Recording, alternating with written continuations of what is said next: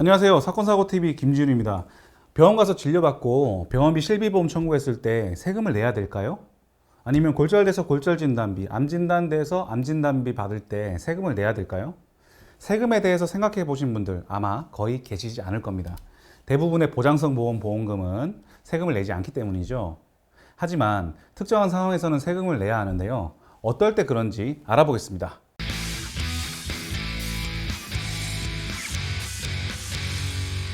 소득세, 증여세, 상속세 들어보셨죠? 자, 첫 번째 소득세부터 볼게요. 보험금인데 웬 소득세 하시는데 생각보다 많은 분들이 소득세를 내십니다. 저축보험, 연금보험, 연금저축보험 한 번은 들어보셨죠?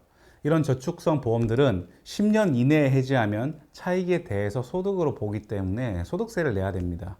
그래서 가급적이면 10년 이상 유지하셔야 되겠죠. 그 다음 증여세와 상속세입니다. 크게 두 가지 케이스가 있는데요. 첫 번째는 방금 설명드린 저축성 보험입니다. 본인이 납부하고 10년 내에 해지해서 본인이 보험금을 받는 상황이면은 아까 설명드린 대로 소득세를 낸다고 설명드렸죠. 그런데 납부한 사람과 받는 사람이 다른 경우에는 어떻게 될까요? 두 가지 경우가 있습니다. 첫 번째, 부모가 보험료를 납부하고 만기보험금은 자녀가 받은 경우, 이럴 때는 증여세가 과세됩니다. 생각해보면 당연하죠. 부모 돈이 자녀한테 가는 거니까요. 그리고 납입기간 도중 계약자가 사망해서 상속인이 보험금을 수령한다면 상속인에게 상속세가 과세됩니다. 참고하시고요.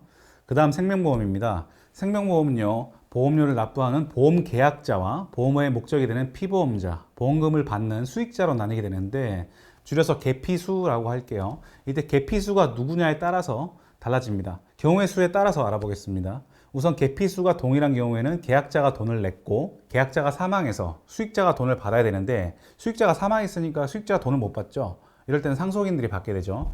이때 이 사망보험금을 받는 상속인들은 상속세를 내야 됩니다. 이해되시죠? 그 다음 계피는 같은데 수가 다른 경우인데요. 돈은 계약자가 냈고 돈 낸 사람이 사망했고 돈은 수익자가 받죠. 이러한 경우에 수익자가 받는 돈은요, 엄밀히 상속재산은 아니죠. 그 사망보험금이잖아요. 하지만 돈을 낸 사람이 사망했다는 이유로 보험금이라는 재산이 수익자에게 간 것이기 때문에 상속재산으로 간주해서 상속세를 부과합니다. 과세의 형평성을 위한 이유로요. 그 다음 계피수가 모두 다른 경우가 있죠.